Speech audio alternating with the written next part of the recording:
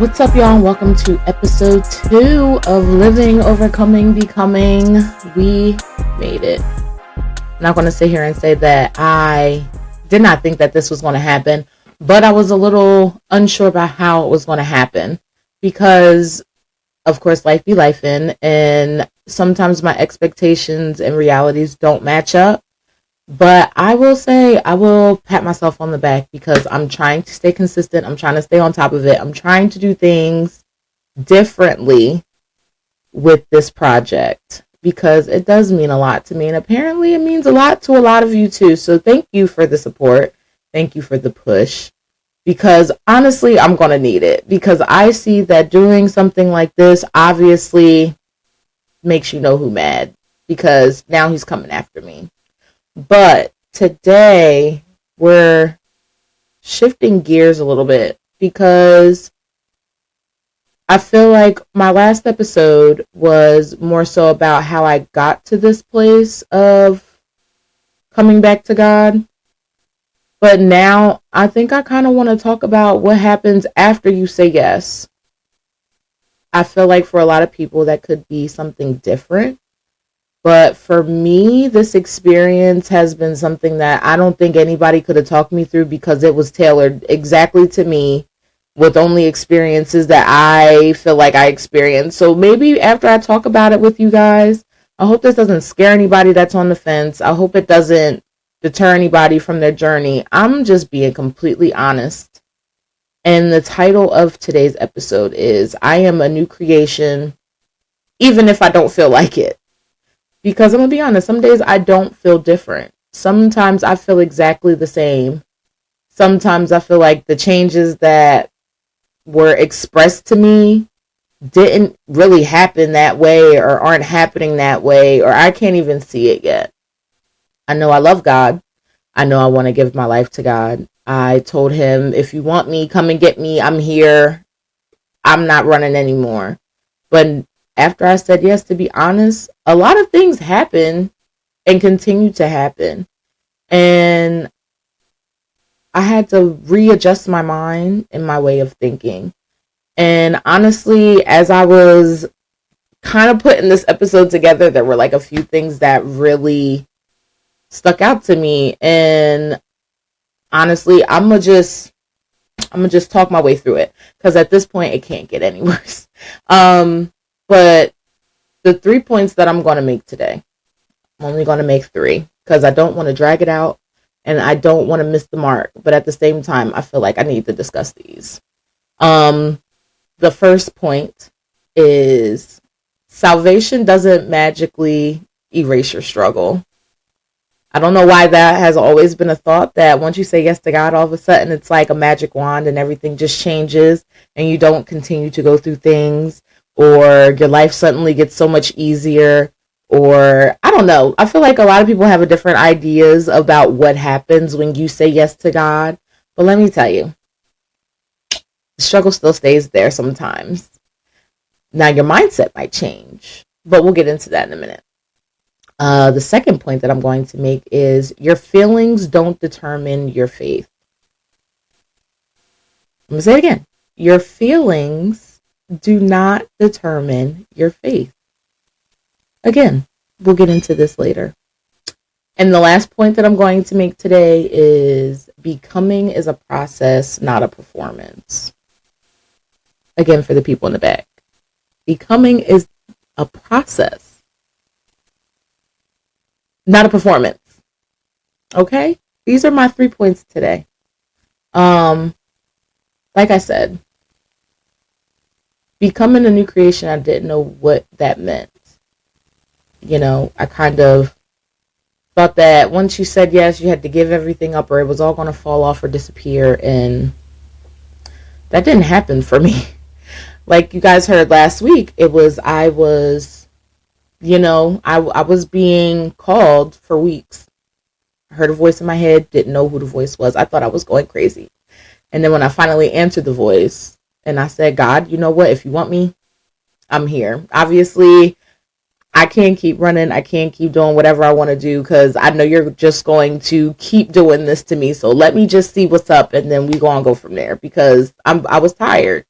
To be honest, I was tired. I was fighting so many things. I felt like I was alone, despite having friends, despite having the support of family and everything like that. Sometimes those things aren't enough when you're so deep in a hole. Sometimes it takes a little bit more.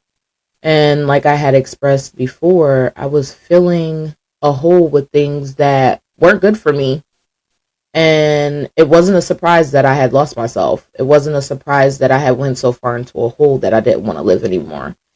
And honestly, even with saying yes to God, I had struggled with depression and suicidal thoughts and all of these things, even after I came back to God. And to be honest, that wasn't a surprise either because, like I said, the first part of this whole thing and point is salvation didn't erase the struggle. And after I said yes, like I said, my life came crashing down. And it kind of, I felt like it was a bad decision at first because I had lost my apartment and I was living in my car. And then I had to move in with a homegirl. And then we magically decided to move to Charlotte from Myrtle Beach.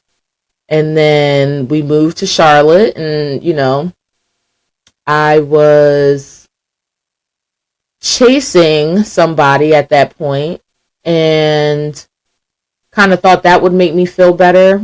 But it didn't. So then I ended up dating somebody else. And that brought a whole bunch of problems. Not to mention my living situation wasn't really conducive to my mental health at that point either because I was around a lot of things, drugs, alcohol. You know, I had a certain type of guy in mind at that point. So, you know, it was a lot of we was in the streets a lot, you know what I'm saying? So it was just like I left one place to go to another place and I still kept the same old habits. Yes, this is still after I said, God, what's up? I was just thinking, like I said, I thought that once I say yes, I was magically going to like stop wanting to do certain things or I was going to stop wanting to be around certain people. It did not happen that way. I kept business as usual. I was still in the streets. I was still doing street stuff. I was still getting into trouble. I was still sleeping around. I was still doing all of the things. I just knew that, you know, I didn't think that the magic spell worked at that point. I know that's a bad like analogy to use, but that's how we kind of see God sometimes, like a genie or like some kind of, you know, magical being. And it's like, yes, he is capable of all, but at the same time, the yes that I gave, I don't think I gave it full-heartedly looking back at it now. Because, you know, stuff happened in Charlotte again too. And, you know, my living situation changed and me and the guy that I was with at the time, we didn't really work out, see eye to eye. And, you know, me and my friend at the time, we started falling out due to the living situation and everything that was going on. And I wasn't handling things right because mentally I wasn't right. I was drinking, I was still smoking, I was still filling the holes. And then, you know, everything kind of just went down the tube. And I ended up moving back home. And you know, already feeling like a failure and having issues with keeping my mind together, you know, I started doubting everything all over again. So yes, I said yes. Yes, I wanted to become this new creature, but I just was the same. I didn't feel different. I didn't understand what was wrong with me at that point. I thought that, you know, maybe it wasn't God calling me. Maybe it was just in my head, or maybe I was just making stuff up. Maybe I need to go to a doctor because obviously who I was talking to, it wasn't who I thought it was. These are all the things that were going through my mind. I still struggled, especially mentally. Mentally, I was broken. And, you know, I did what I thought was praying. And I was like, you know, I don't want to do this anymore. Like, it doesn't feel good anymore. I feel like I'm just doing it out of habit. What used to make me feel good now makes me feel worse. I feel disgusting. I feel worthless. I feel all of these things. And I'm praying and I'm like, God, I don't understand why you're not working for me. Like, why are you not here? And, I'm still living life. I'm back home with my parents. I picked up a job, you know. I kept saying in my head, I'm gonna get back. I'm gonna get back down south. I don't like the north, guys. I don't know why. It's just not. It's not. I was born and raised here. It's not for me though. Like, I like the south. I like the warmth. I like the pace. I like, I don't know what it is. It's just that feels like home. But, that plan also changed, which I'll talk about in a later episode. But, I thought that everything would kind of go away. But it seemed like it got to get progressively worse. And just because I was fighting those feelings now, like before, now I kind of feel like it was all on purpose. Struggles still happen after you come back or after you decide. And I feel like that's where a lot of people get lost in the sauce almost, because if we keep putting a certain expectation on God and what we expect him to do or how to move or, how things happen to us, that causes doubt and that causes disbelief. So over time, I guess I had to put out of my mind that my situation didn't make me exempt to the reality of what it means to follow God or what it means to love him.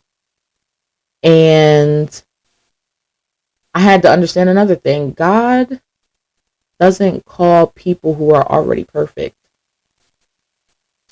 And I felt like I heard it a million times, but once I kind of opened my Bible and started listening to stories about the people that Jesus hung with, I was like, oh, well, they kind of sound like me a little bit, and they're disciples. We still talk about them. They were martyred for following Jesus and follow him through the trenches and everything out. They kind of sound gang a little bit, but in respect, I had to realize that people who follow God weren't perfect. They just strived for a certain way of thinking.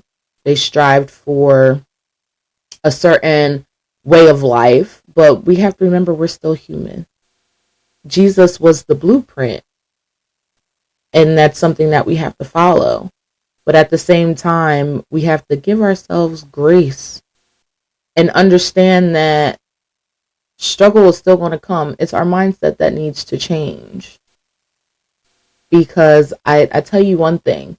The one thing that has been getting me through my journey so far is I stopped looking at things that happened to me as punishment or, bad luck or, I deserved it. I stopped looking at it as something negative.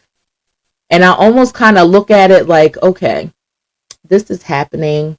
Why is this happening? What am I supposed to get from it? God, I might not understand it right now, but there's a reason why I'm going through this. A lot of the things that went through me in my struggle before and after my yes, I'm starting to realize that I might not have went through it because of me. I'm going through it for you guys, because I never would have thought I would have been up here on a podcast talking to whoever it is out there in the world that decides they want to hear what I have to say.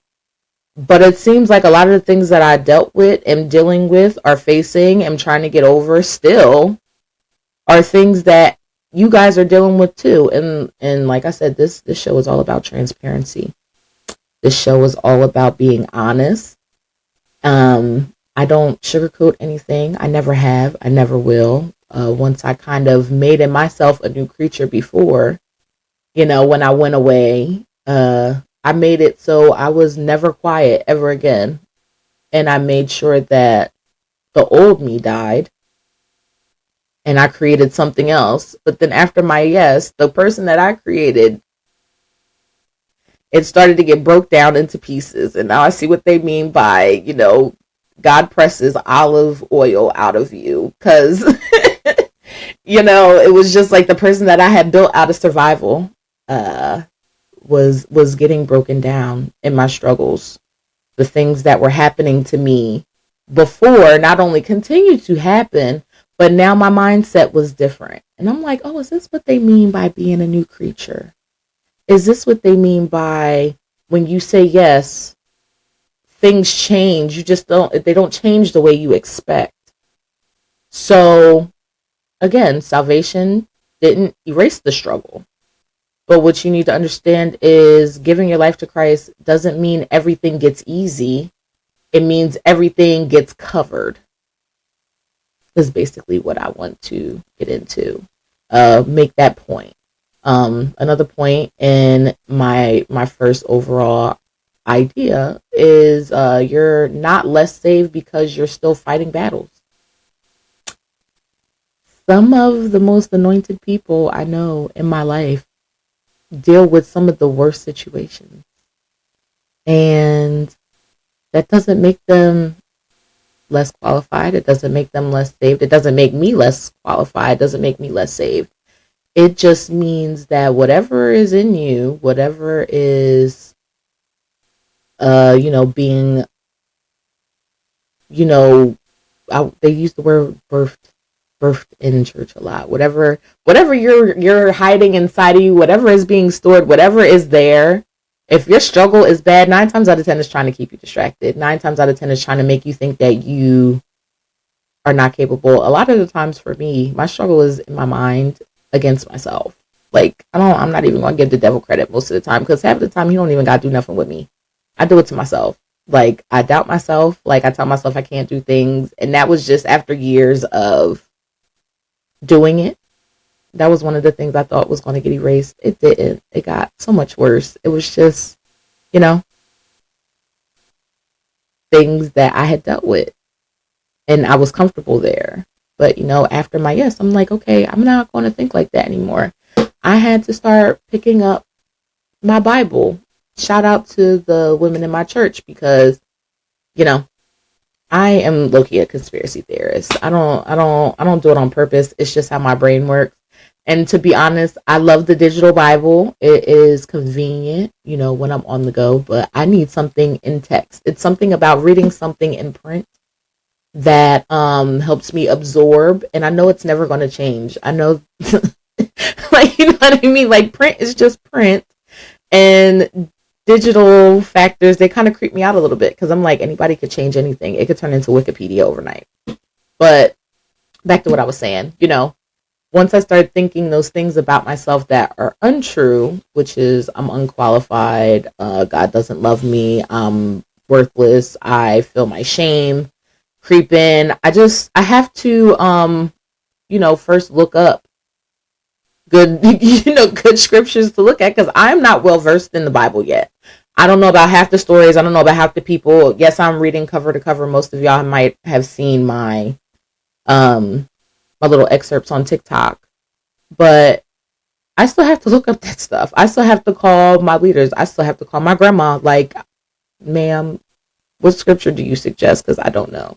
The good thing about my Bible also is that it's a cross-reference study Bible. I also just recently purchased a rainbow Bible, and those types of Bibles are just helpful, because King James Version sometimes sounds like Charlie Brown's parents. Womp, womp, womp, womp. But the study guide Bibles and the rainbow Bibles, they help me understand what I'm reading. And that was another thing that happened once I said yes. It was like, once I opened my mind up to understanding, and I prayed for understanding, slowly started to come. Like I said, it didn't change the struggle, didn't get rid of the struggle. It just changed my mindset. And the last thing I'm going to say about the salvation didn't erase the struggle point is, God didn't call you to be instantly perfect. He called you to follow him faithfully. I can handle that. I can handle the follow part. I understand for the unbeliever, the rocky believer, the I'm not really sure how I believe in him, he's just their believer. All of the places that I had been before, I can see how tangibility is important. But at the same time, there's a lot of things that we don't see that we believe in. Like, I can't see air, but I know it's there. They say atoms make up particles, but yet you have to have a super telescope to zoom in and see those atoms. Like you know what I mean? Like there's just a lot of things. Like they tell me space exists, but I have to believe the people that saw it or traveled there. Like you know what I mean? It's just like a lot of things that we put faith in that we don't necessarily see by ourselves with our eyes. We either listen to other people or we have to do a whole bunch of research again, relying on other people. The same thing that we say about the Bible. There's a lot of gray area for the outside that have not come to the inside of God yet. But you know, like my best friend said last week, you know, the worst thing that can happen if you try is you think you might waste some time. I mean, at this point, it's just like, why not try them? Why not give it a shot, an actual shot? Like, and that was another thing. Your intentionality is important. I mean, yes, you can say yes, but do you really mean it? I'll talk about that some other time, though. The second segment, or focus, is your feelings don't determine your faith. This was an important point for me to make, only because my feelings did determine my faith for a while. It was hard to give up a lot of the ways that I thought about myself and the ways that I thought God saw me in the beginning. I still might wrestle with it a little bit now, but I think my confidence changed a little over time, and certain things that happened to me and I witnessed helped change it over time. But overall, my feelings, your feelings, do not determine your faith. And what does that mean? So just because you don't feel new doesn't mean you aren't. Just because in the beginning I didn't feel different, I didn't do anything different, I kept doing exactly what I was doing. Even now, in this point, there are still some habits that I have, some ways of thinking that I have, like some people that I still hang around. Like there are still some things that I feel might keep me a little bit further away, but it doesn't change the fact that I am new, because I look at it differently now. Just because I feel a certain way about myself doesn't mean other things didn't change. So even though I'm looking at my big things, like I'm not gonna lie to y'all, I still smoke weed from time to time. I don't do it as much. And to be honest, I'm starting not to like it anymore. Because again, it was something I couldn't do for a while. And I started letting certain things happen to me where, you know, I mean, I haven't done it in months now. But if I'm around the right crowd of people, I might have still hit the blunt here or there. But now it doesn't feel right anymore. Now that in my head, it's just like, okay, what am I doing this for? What am I covering up? Like, what am I trying to get rid of using this instead of doing something else that isn't necessarily going to make God look at me as if I'm not trying. Now, I still drink alcohol. I drink it very often, but I don't drink it as much. Before, I was an alcoholic. I borderline almost killed myself doing that. Again, filling a hole with things that weren't God because I thought that I wasn't worthy of Him before.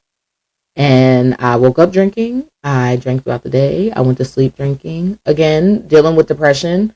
Again, dealing with mental health issues. Again, doing things like, you know what I mean? So like I said, there was a lot of things that I still struggle with. But now, because I want to do better, and because I still partake or partook or, you know, am weaning off, like I just quit cigarettes again. I've quit smoking cigarettes at least 4 times in my life. This time it seems like it's sticking a little bit better, but again, the struggle of it all. I had to change my mindset about my struggle. I started going back to these things because things were happening to me and I thought I was doing God wrong. I thought I was doing this whole faith thing wrong.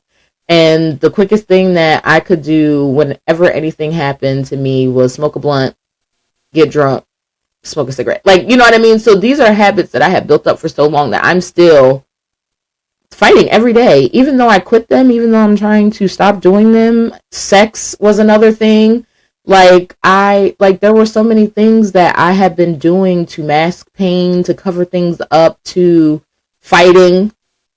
You know what I mean? Like, I don't fight now because I have a baby. Like, but, you know, I tell people all the time I'm saved. I'm not soft.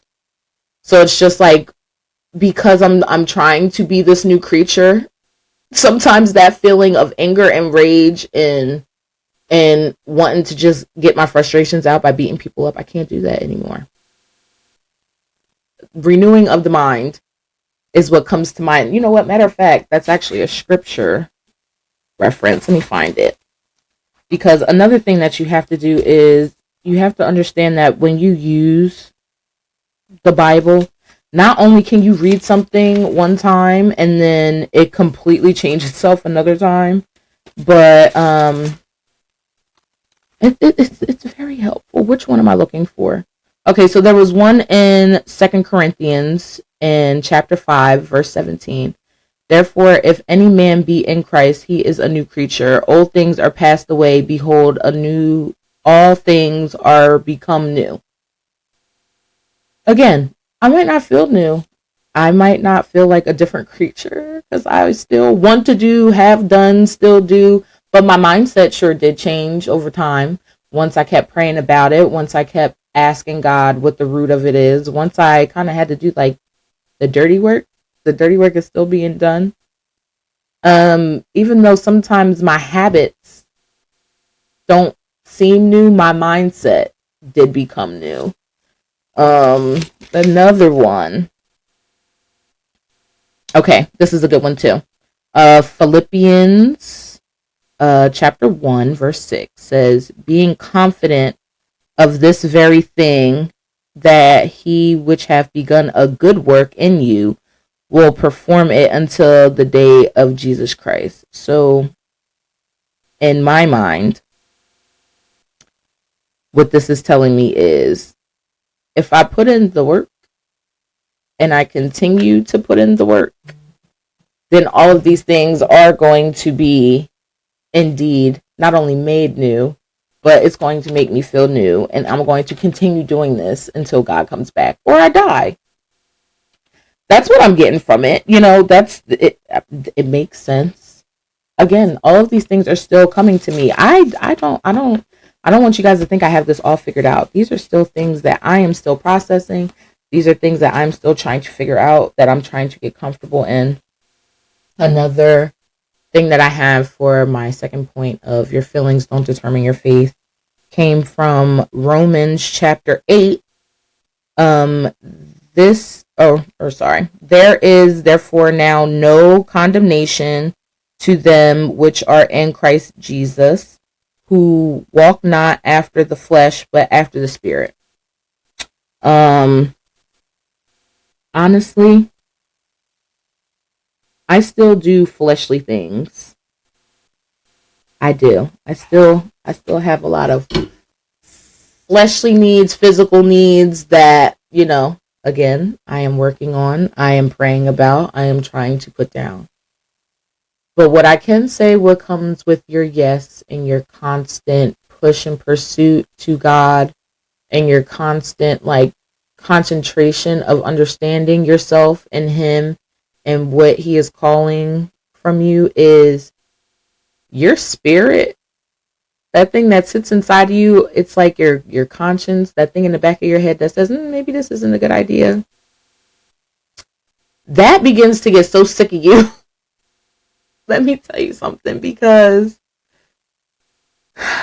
sometimes out of habit, environment, people that I'm around still, I will begin to try to partake or do or think about doing. And when I say my spirit will jack me up and be like, sis, you already know we don't want to do this. You already know you don't feel like doing this. You're just doing this because we're around certain people, or you already know that we done took care of this. I don't even know why we're going back to it. Like, you might want to pick up that cigarette, but now we ain't doing. My spirit will talk me down into the ground. Like, I don't feel like people prepared me for that, but the internal battle between my physical and my spiritual be a mess. Half of the time I'm standing in the middle of a room blacked out because I'm literally having an internal battle with myself. So if you see me looking stupid sitting somewhere and it's in a weird situation or place, it's probably because I'm having a whole back and forth conversation in my head. Like, do we really want to do this? Nah, we shouldn't do this. Maybe I should. Like, it is crazy to the point where I think that was another thing that I didn't expect, was that, I would be talking to myself so much more after I came back to God. But, he gives us the gift of the Holy Spirit. And, what I didn't realize before coming back and then being put into a church family with leadership who teaches you things like your spiritual gifts and, the different fruits of the spirit and, things like that. Hopefully I can definitely get them on here to definitely use this platform to help people understand that a little bit more. Because again, I'm still learning it, so I'm not going to dare talk about it right now without an expert or a professional. Who knows? But, that little gut feeling or that little sidebar in the back of your head, yes, God does talk to you. You might hear that voice and you might think it's your own, because I still have to go back and forth and be discerning or verify that it was God or not. But sometimes myself be talking to myself and myself be like, what you say? And 9 times out of 10, it's trying to get me to not do something. So, again, just because you don't feel new doesn't mean you aren't. Things change. Things can be subtle. Things don't happen overnight. But you'll start to realize that the more you, like I said, pursue, the more certain things that you didn't know change will change. And that the enemy is going to use your shame to keep making you question what God has already confirmed. So they say that saying all the time where God knew you before you knew you, before your parents knew you. Like when he formed you in the womb, before he formed you in the womb, he knew you. So you already have like qualifications. You already have certain gifts. You already have a purpose. You already have all of these things. But because we are human beings and the devil is here to steal, kill, and destroy, he is going to use certain things like struggle, like your feelings, like your environment, like your situation to try to convince you that you are everything but what God already called you to be. Now, for me, apparently there's a calling on my life that is so great that I guess he want to mess with me a little bit more.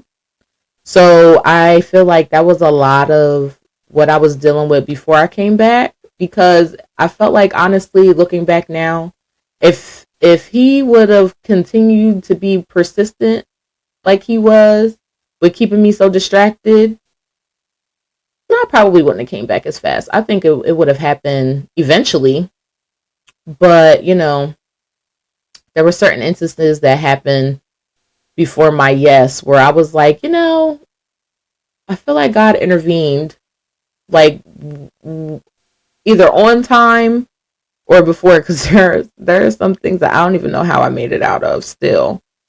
But again, if you keep your mind focused on the scripture, like what's written in the Bible about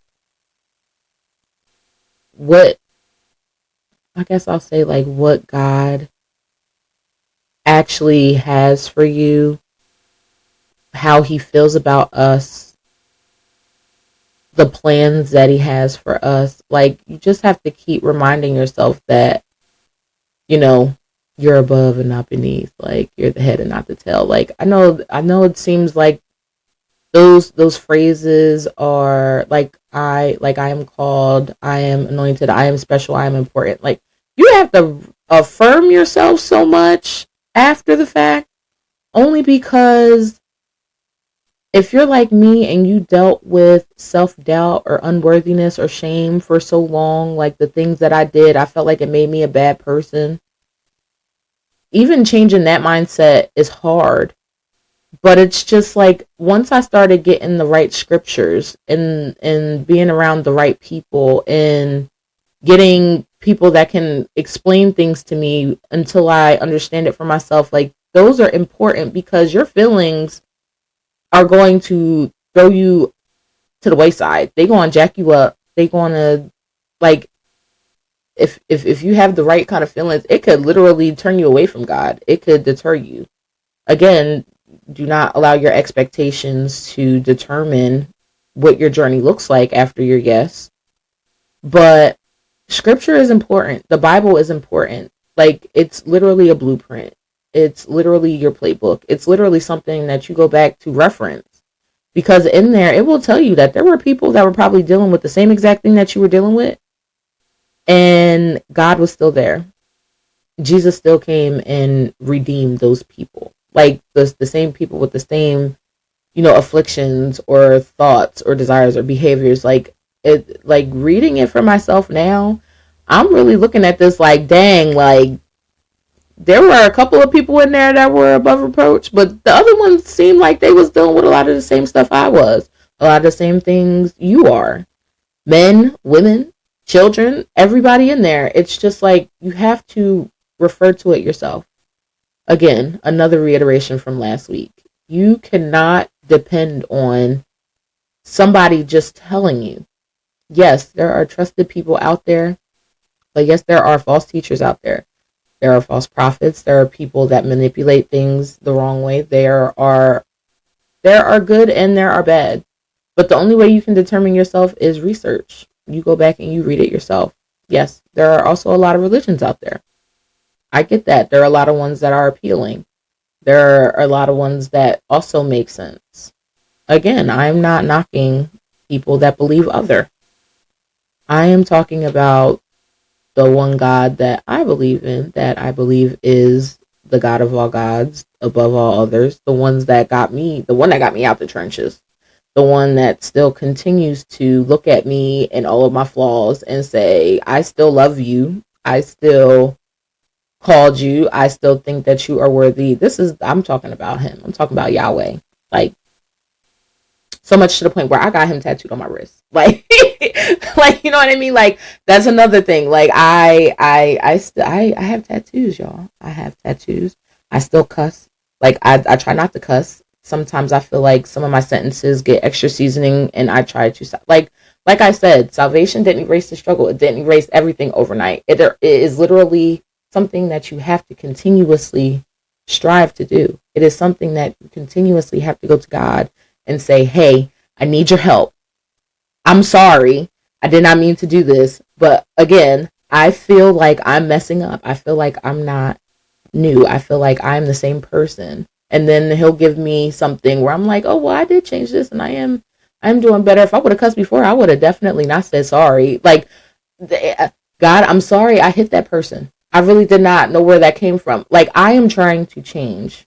Like I said, your yes also has to come with intentionality.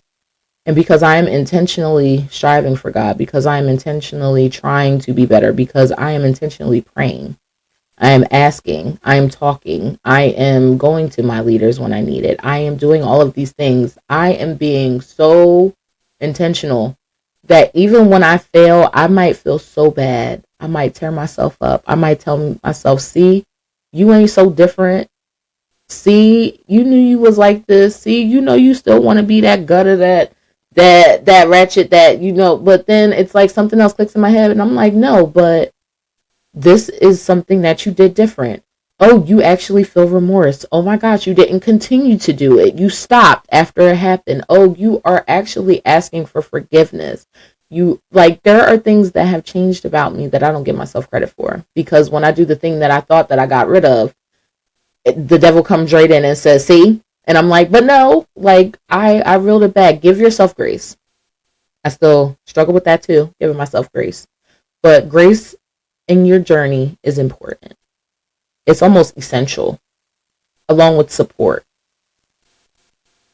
even when my feelings creep in, my support that I have built now, that I have afforded myself to have, because I also was quick to quit people. Like, I was a runner, track star. If things got bad, looked bad, didn't serve me no more, I was quick to drop people, places, things, and just move on about my life out of survival. But once you afford yourself the ability to trust, understand people are still going to be people, not have that mindset, hurt people, or even I'm going to hurt them before they hurt me kind of thing, I awarded myself the ability to reach outside of the things that I already knew to build a different kind of support system based off of my need, um, based off of what I strive to do. And I think that's also important. You have to understand where you are and what your strengths and your weaknesses are, because another thing that comes with the becoming a new creature is you don't want to continuously put yourself in situations that will allow you to go back to old habits and behaviors and ways of thinking. Now, I understand that certain things happen, certain people fall off, certain things might cause you to move. But then there's other times where it's like you change and you're still in the same place with the same people doing the same things. And you have to make decisions. You may have to make hard decisions. I don't necessarily drop everybody, but I try to monitor where I go and what I'm doing, because I know I could fall back into bad habits. Even when I still go back to certain places or certain people that, I was in the streets with, or, doing certain things with, I really have to measure out, like, am I willing to put myself in this position? Am I strong enough to be in this position yet? Like, am I okay with being in certain rooms with certain people because I know what kind of reactions it'll get out of me? These are, again, I still am trying to figure that out. I'm trying to figure out the median, the in between, until it falls off completely. I have faith that God can do anything. I have faith that anything can happen at any time. But, making sure I am mentally, physically, and spiritually strong or sound, it shows me where my weak places are. If I fall back into bad habits, I do get into myself like, okay, see, we shouldn't have did that. That's your fault. Like, but I have to tell myself, well, at least we thought about it. At least we questioned it. At least we did. Like, I have to allow myself to grow organically, because it brings me into my third point. Becoming is a process. It's not a performance. If I sat here and said that me becoming like who I'm supposed to be, or what I thought I was supposed to be, or, the idea, if I just dropped everything and just became something completely different, it wouldn't be authentic. It wouldn't be me. It wouldn't be real. It would be a performance. And me sitting here saying, oh yeah, everything is peaches and cream. Oh no, saying yes to God, it was so easy and the process is easy. That's performing. I'm not doing that. And that's not what it is supposed to be. It's supposed to be a process in a sense. You have a discussion, an introduction with God. You actually take and observe, like, okay, this is what my life is. This is what I'm feeling. This is how I do things, but it's not working, or it's not working the right way, or I still feel empty, or I still don't understand why I'm here. Like, you have to observe. You have to, look at yourself. And then you have to look at God and say, okay, this is where I'm lacking. This is what I'm feeling. This is how you have to be honest when you come to him. He already knows. But once you kind of admit it, not only does that open up a realm in your mind where it's like, they say the first thing about, dealing with a problem is admitting you have a problem. God, I'm addicted to sex. God, I'm addicted to drugs. God, I feel like I am a worthless piece of trash. God, I don't like you. God, I don't believe in you. God, I feel like you did this to me. God, I don't know why you keep making my life. Like, I feel like you gotta be honest. You gotta be respectful. But I feel like being honest in how you feel not only validates where you stand, but then it shows you where you are. And then from there, you have to be open-minded. You say, God, this is where I'm at. But if you say you there for me and you want to love me and you want to help me get through this, walk with me. Don't fix my problems. Yes, he can fix your problems, but this is a journey. This is something that you take in steps, in strides. Everybody has their own pace too. I know people that woke up the next day and it was completely different. Again, that is their journey. That is not mine. Mine is a day-by-day process, a day-by-day reminder, a day-by-day strive. And I feel like performance has become very popular in the places that we see, especially with the internet being what the internet is. But you don't have to perform to prove your faith. I feel like I had to prove to certain people that I believed in God when I didn't realize it was supposed to be internal first. Because if I believe that on the inside, my actions, the way I speak, the way I act, eventually will reflect what I believe and who I believe in. And all of the things that I have done, still do, recently got rid of. People are starting to realize how much I am changing. And that was another source of confirmation for me. Because, like I said, your feelings don't determine your faith. But certain things you might not see yourself, other people will see. People tell me that my language changed, or the way that I walk is different, or, my thought process is different. And it's like on the inside, I don't feel different, but it's like because I'm allowing him to change me from the inside out, because I'm allowing him to work with me at my pace, because I am being honest with myself and the things that I still struggle with. And I'm going for, counsel from my leaders, because I'm like doing all of these things. Even if I don't see it, my confirmation is that other people see it coming through me in ways that I wouldn't be able to. I've always been an encouraging person, but I feel like that's been the main thing. People tell me that, the way I encourage them, or the way that I kind of speak, it makes sense in a way where, I was always somebody that was supportive, or, had words to say where I couldn't take my own advice. Like, I've always been that person, but I didn't know how God would use it now after my yes. And that becoming, it takes time. Like, you have to be patient with yourself. And like I said, you got to give yourself grace, because I be falling. I be tripping. I be slipping. But the good thing about me is now when I be falling, tripping, and slipping, I catch myself a lot quicker than I did. I don't necessarily tumble. I don't necessarily fall off completely to where I have to figure out what happened. Like in the very beginning stages, yes, I was falling hard. I was tripping hard. But now it's like when I feel it, I almost can catch it before it happens.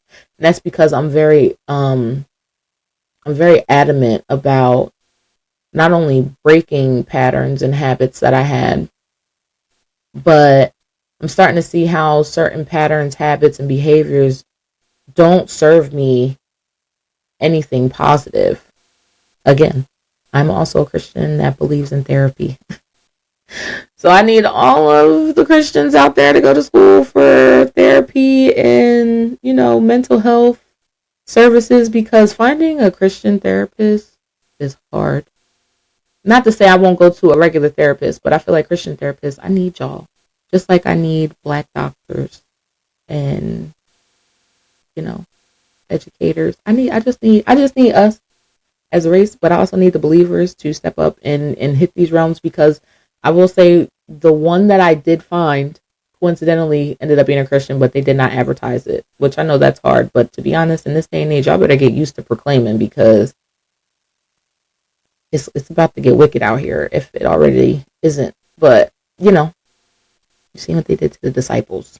But anyway, it's not to scare you. It's just to be honest. Again, I don't know any other way but to be honest. I don't know any other way but to be transparent. But it takes time. You have to be patient and you have to show yourself grace. You also have to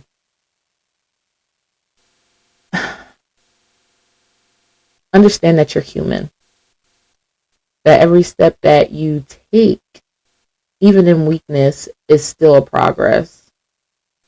Like, I might have cussed you out, but I stopped myself and I apologized to you and then I apologized to God.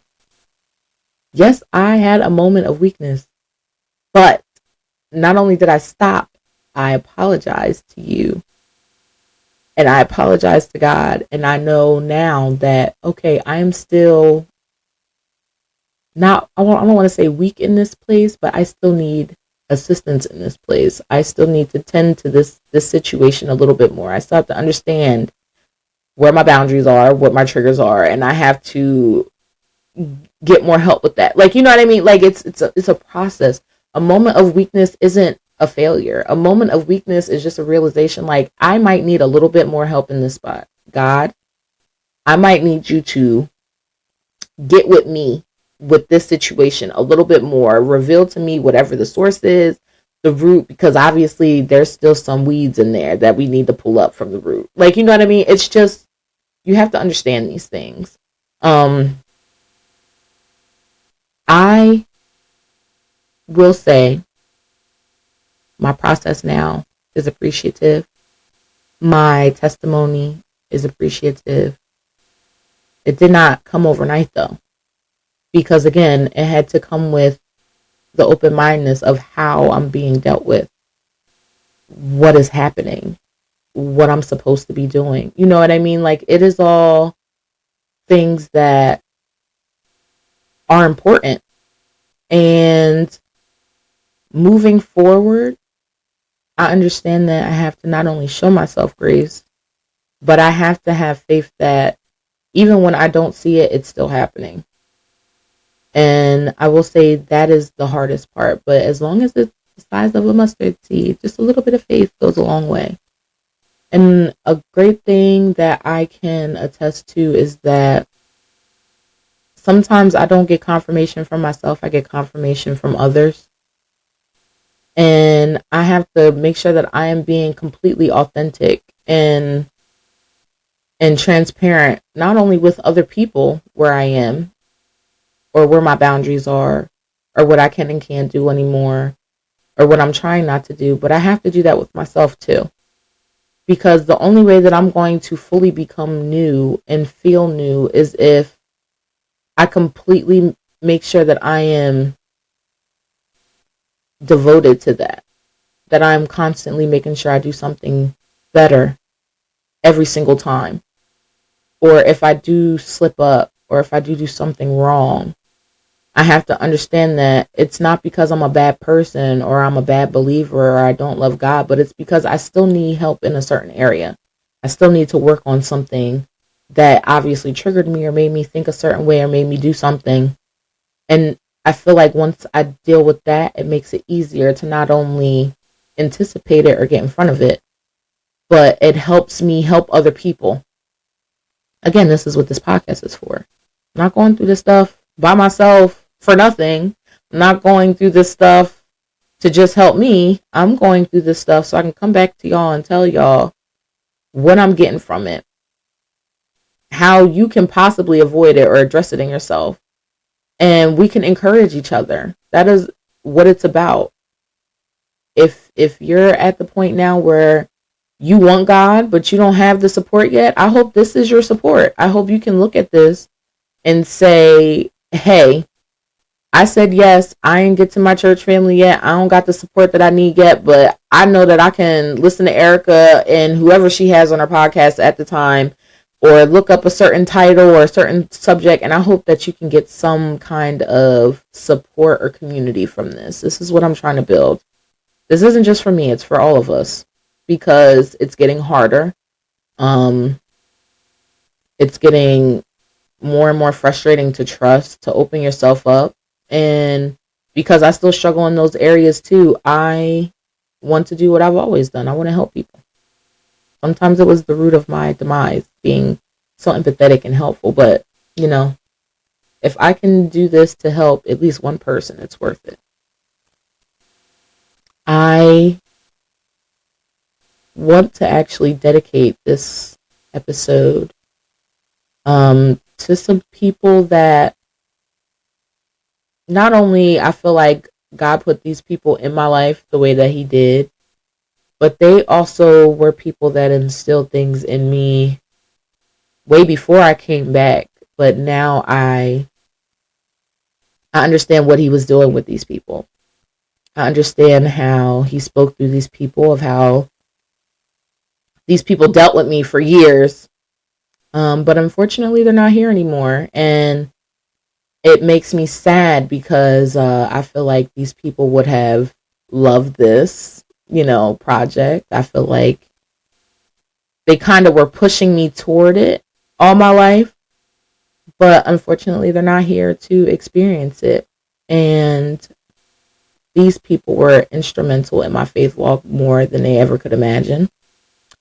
Even still, I call them my character builders because a lot of them not only raised me, but have been there since I was a baby, seen me through a lot of my struggles, had a lot of struggles themselves that they not only talked me through, but made me realize that, I am capable, that I am called, that I am strong, that I am all of these things, even when I didn't believe it then, even when I thought that they were just talking.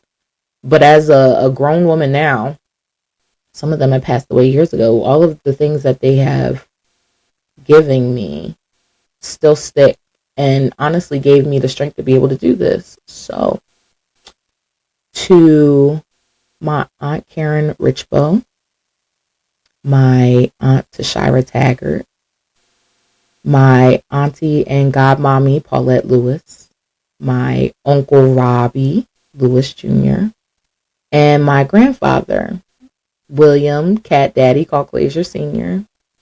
I dedicate this to you because your love, your strength, your covering, the things that you taught me all my life has made me the person I am today and the person that I will be when God is done with me.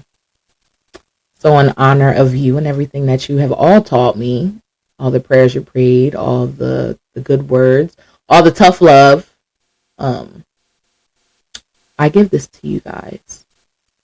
And for you at home listening, I want to give you 3 things to take with you, to honestly think on, write them down, and honestly answer them. One is, what parts of your life make you feel like you're not really new yet? The second question is, what would it look like to give yourself grace in those places?